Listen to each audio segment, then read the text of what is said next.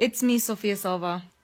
I haven't gotten out of bed yet because, like most people, as soon as I open my eyes and give my daughter her bottle, I check my Facebook.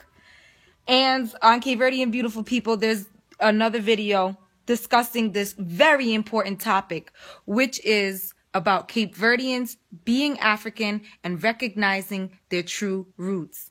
Okay, I was going to get all cute for this, but I ain't got time for that. I got to get this out right here and right now because it's really disappointing and really disturbing to me. Okay, in the last video that I just saw, there was a woman saying, I think that this whole argument is pretty senseless. It doesn't matter if one person who's Cape Verdean identifies more with being Portuguese or with being African. Oh, no, ma'am, Pam. Oh, yes, it does matter.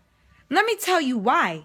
Because throughout history, not only Cape Verdean people, but all ethnicities that have African in them have been taught and brainwashed to neglect that aspect of them. And that is disgusting. Okay? And let me tell you why this is a subject that is worthy of speaking. Because we're in 2015? And we have a young lady telling the world on video, showing people that here I am. This is Cape Verde, this is Africa, but I'm not African, more so Portuguese. That's a crying shame. That someone so young, this late in the game, is still doing that. And it's not her fault. This is something that has been taught to us. We were enslaved by the Portuguese. I'm not going to say we were enslaved because it wasn't like Cape Verdeans were enslaved by Portuguese. So, supposedly the islands were uninhabited. That's what it says on Google. A person like me, I don't necessarily believe everything that I read. And I don't know if I believe that those islands were completely uninhabited. But that's neither here nor there. Let's just go to the fact that they took Africans from Africa. And not all of them Africans breeded with them Portuguese because they wanted to. A lot of that was forced. The treatment was horrible. There's no such thing as slavery and niceness going on. And as a result of that, came these Cape Verdean people.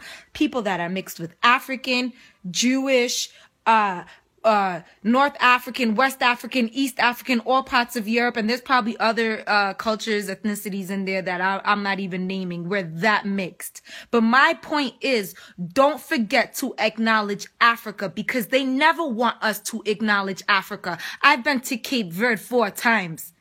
And when I'm in Cape Verde, I'm not feeling Portuguese. I'm not feeling European, but I feel Africa. Okay?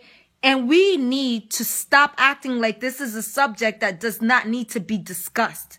Because this is the very ignorance that has led to the problem of our new youth now, not all of them, but way too many of them identifying with just being European. You see these little naps coming out the edge of my head right now? You know what that is? That's Africa. You see these big full lips I got? That is Africa. You see the melanin in my skin? That is Africa. We need to recognize that and not be ashamed. I am so proud of that. And you should be too. And we need to start teaching our children the truth about who we really are. If we want to advance in this world, in our culture, and within ourselves, we have to tell the truth. Our greatest freedom fighter, Amilcar Cabral, is African. Okay, let's not get it twisted about who we are. And let's not pretend that this is just such a senseless argument. I'm tired of hearing it. Nah, don't be ignorant. We have to do it until it is instilled. It is pounded in our heads of who we truly, truly are. And then we can leave the subject alone. But until then, it's very much worthy of being discussed. Let's tell the truth.